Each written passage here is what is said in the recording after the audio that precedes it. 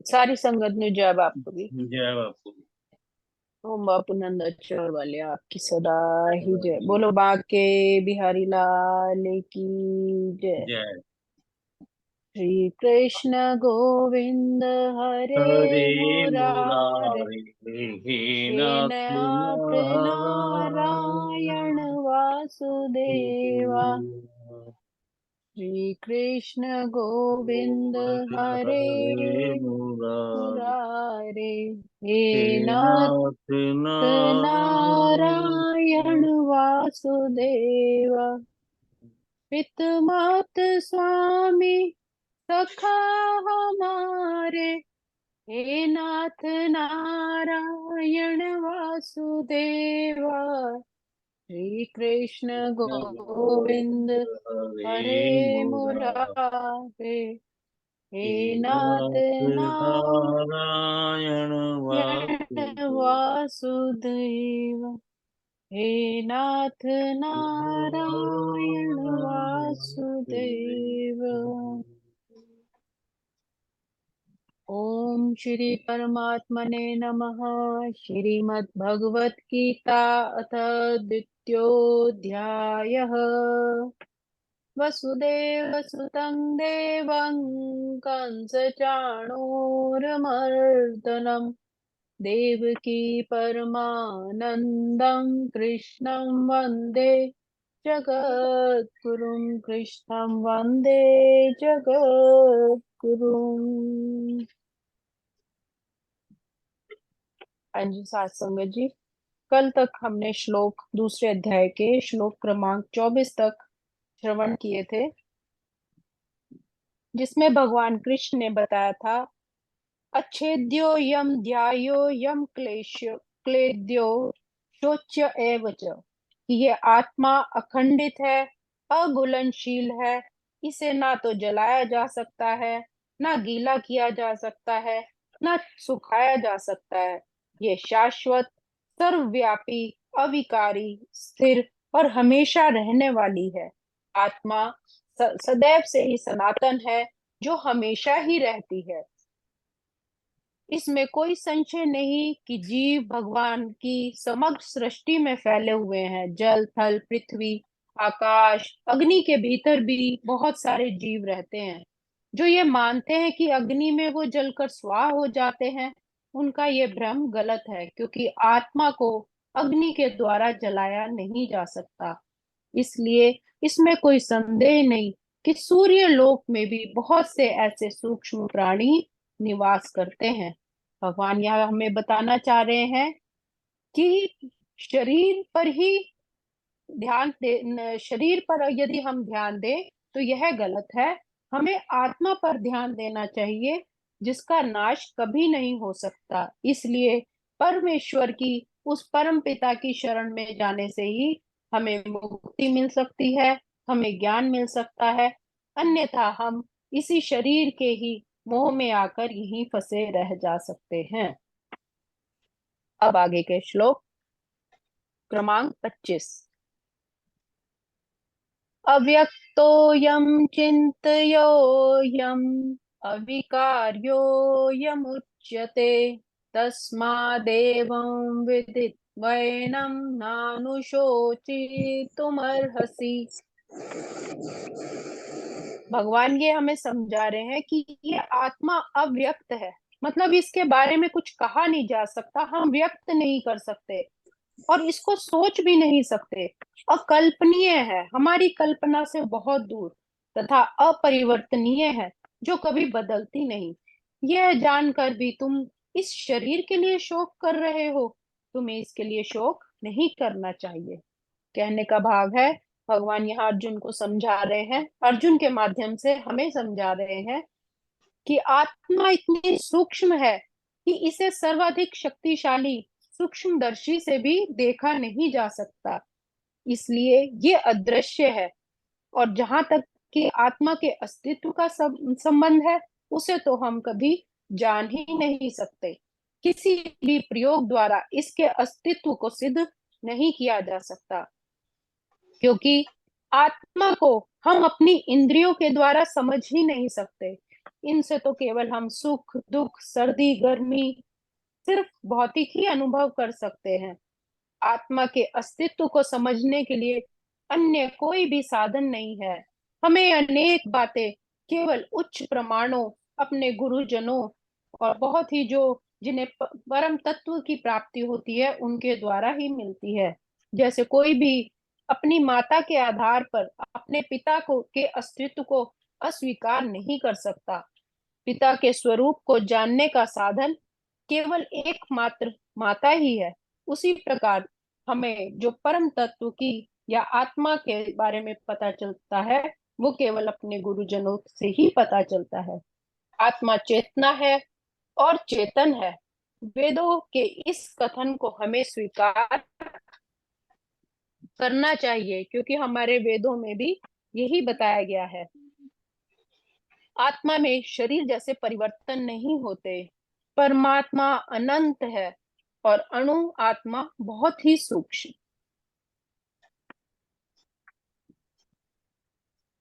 अगला श्लोक।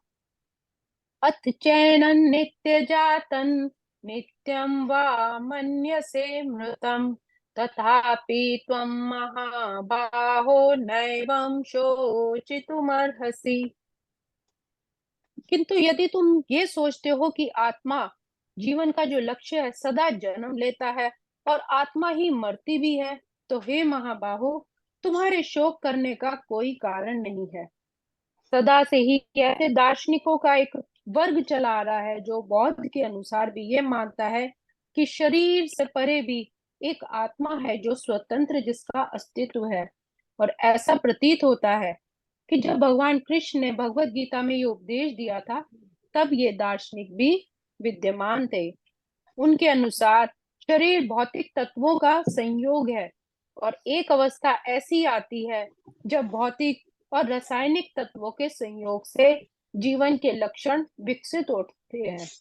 यदि अर्जुन को आत्मा के अस्तित्व में विश्वास नहीं था तो भी उसको शोक करने का कोई कारण नहीं, क्योंकि युद्ध में कोई ना कोई तो मृत्यु को प्राप्त होता ही है और जो नाशवान है उसके लिए शोक कैसा। कोई भी मानव थोड़ी सी क्षति के लिए शोक नहीं करता तथा अपने कर्तव्य का पालन अवश्य ही करता है, उसका त्याग नहीं करता। इसलिए ऐसी घटनाओं के लिए शोक करने की कोई आवश्यकता नहीं।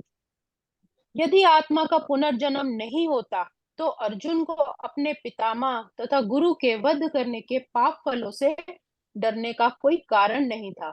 युद्ध में मरने वालों के लिए शोक नहीं किया जाता, और वो भी जब धर्म की स्थापना होनी हो। जातस्य हि ध्रुवो मृत्युर् ध्रुवं मृतस्य च तस्मात् परिहार्येते न त्वं शोचितुमर्हसि। कृष्ण कहते हैं कि हे अर्जुन, जिसने जन्म लिया है उसकी तो मृत्यु निश्चित ही है, और जो मृत्यु के पश्चात पुनर्जन्म भी निश्चित ही है। इसलिए अपने परिहार्य अर्थात जिससे हम बच नहीं सकते कर्तव्य के पालन में तुम्हें शोक नहीं करना चाहिए।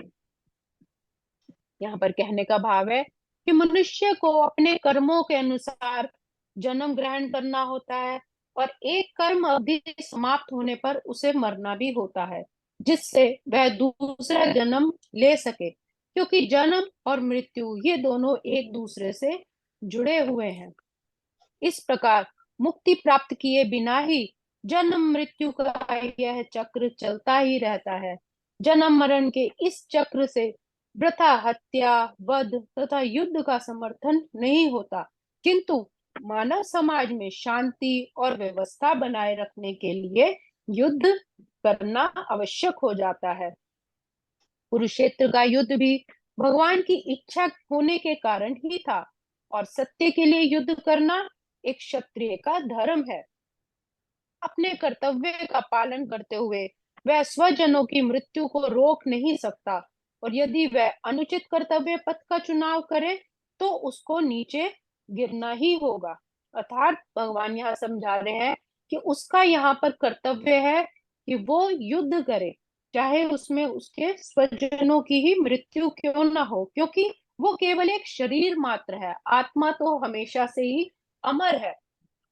जाने अनजाने मनुष्य कितनी ही बार ऐसी चीजों के लिए शोक करता है जो निश्चित ही नहीं है।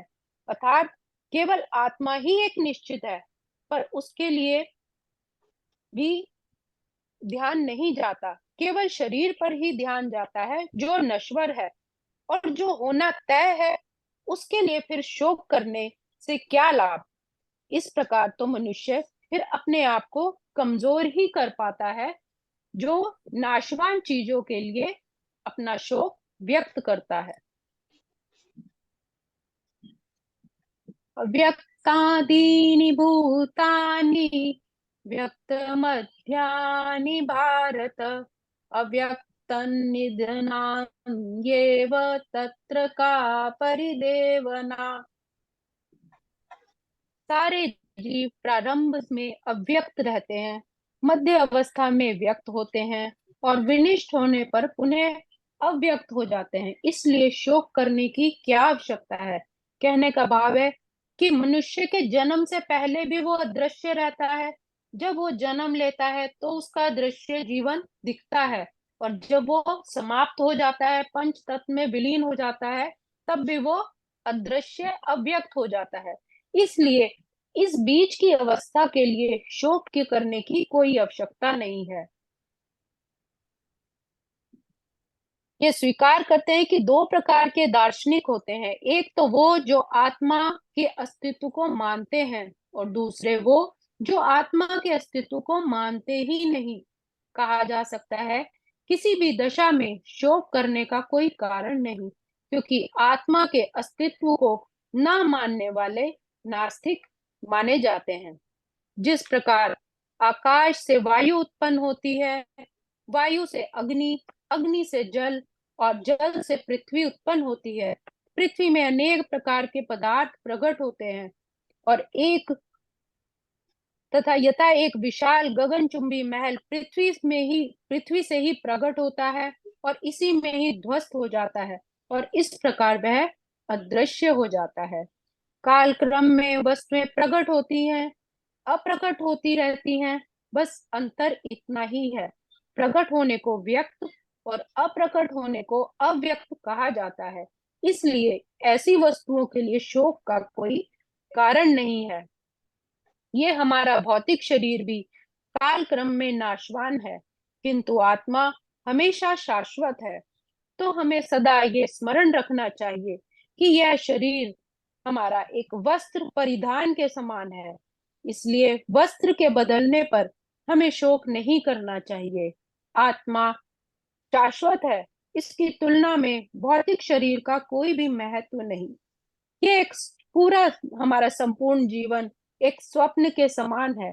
स्वप्न में हम आकाश में उड़ते हैं, राजा की भांति रथ पर आरूढ़ होते हैं, लेकिन जैसे ही हमारी आंख खुलती है, हम जागते हैं, तो न तो आकाश है, न ही ये रथ, और न ही कुछ और। इसलिए हमें सदैव यही याद रखना चाहिए, स्मरण रखना चाहिए कि यह शरीर नाशवान है और आत्मा वही सच्चाई है। अतः चाहे हम आत्मा के अस्तित्व को माने या ना माने, किंतु शरीर के नाश होने के लिए शोक करने का कोई भी कारण नहीं है। आज के श्लोकों को हम यही विराम देंगे। ओम श्री परमात्मने नमः। ओम श्री कृष्णार्पणमस्तु। हरे नमः। हरे नमः। हरे नमः। आज हमने श्लोक श्रवण किए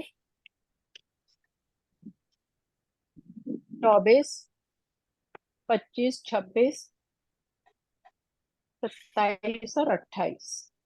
25, 25, 26, 27 और 28 तक हमने आज श्लोक श्रवण किए हैं। जिस समय तू बचाने पे आए, आग में भी बचा कर दिखाए। जिस समय तू बचाने पे आए, आग में भी बचा कर दिखाए। जिस पे तेरी दया दृष्टि होए, कैसे उस पे कोई आँच आए। जिस पे तेरी दया दृष्टि होए, कैसे उस पे कोई आँच आए। आंधियों से बचा लेने वाले, आंधियों से बचा लेने वाले, मेरी नैया है तेरे हवाले। डूबतों को बचा लेने वाले, मेरी नैया है तेरे हवाले। डूब मेरी नैया है तेरे हवाले, मेरी नैया है तेरे हवाले।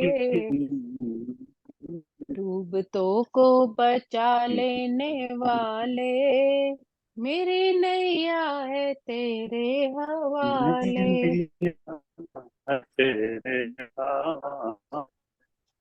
मेरी नैया है तेरे हवाले।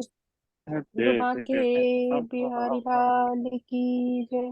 बोलो मेरे सतगुरु महाराज की जय। थैंक यू संगीता जी, आपका बहुत बहुत शुक्रिया। आप धन्यवाद जुड़ते जी, हो, सारी हमें संगत इतने का बहुत बहुत धन्यवाद। अच्छे ढंग से ये सुनाते हो, उसके अर्थ बताते हो। जय बाबा। आपको भी सदा